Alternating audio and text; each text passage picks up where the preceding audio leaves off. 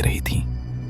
पहाड़ की चढ़ाई खत्म नहीं हो रही थी और उसकी टॉर्च की रोशनी हर कदम पर कमजोर पड़ती जा रही थी।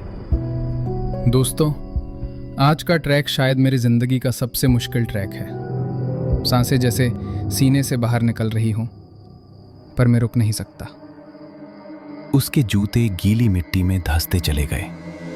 एक पल के लिए उसका पैर फिसला।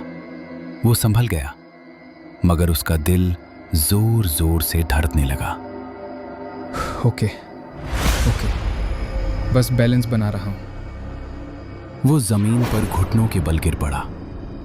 टॉर्च लुढ़कती हुई अंधेरे में कहीं दूर जा गिरी। ये जगह ठीक नहीं है। मुझे लगता है कोई मुझे देख रहा है। उसने सिर उठाया।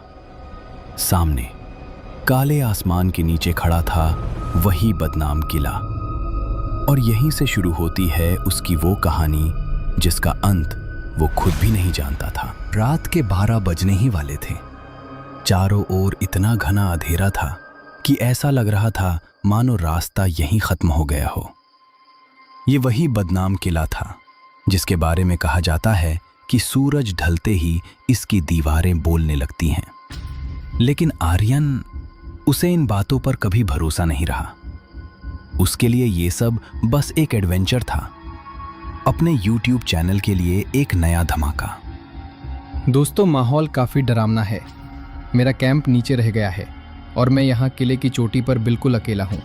मोबाइल का सिग्नल भी नहीं आ रहा। टॉर्च की रोशनी जहाँ तक जाती है वहाँ सिर्फ पुराने पत्थर और काले साए ही नज़र आते हैं। लेकिन सच बताऊँ, ये जगह बहुत खूबसूरत है। इतना सुकून शायद ही कहीं मिले। आपने वो सुना? शायद कोई जंगली जानवर है, या फिर हो सकता है बस हवा का झोंका हो। चलिए थोड़ा और ऊपर चलते हैं। कहते हैं यहाँ का सनसेट पॉइंट रात में बिल्कुल अलग दिखता है। आर्यन किले की सबसे ऊंची चोटी की ओर बढ़ने लगा। उसकी सांसें तेज हो रही थी, मगर जिस ठंडक ने उसे छू लिया था वो सामान्य नहीं थी।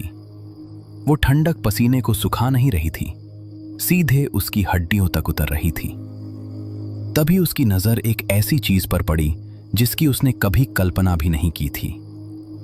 किले के एक कोने में, जहां दीवार टूटकर खाई की तरफ झुकी हुई थी, वहां एक धुंधली सी रोशनी टिमटिमा रही थी। वहां एक बूढ़ा आदमी बैठा था। सफेद कुर्ता पायजामा, सिर पर पुरानी पगड़ी और चेहरे पर इतनी झुर्रियां मानो वो खुद इस किले जितना पुराना हो। उसके सामने मिट्टी का एक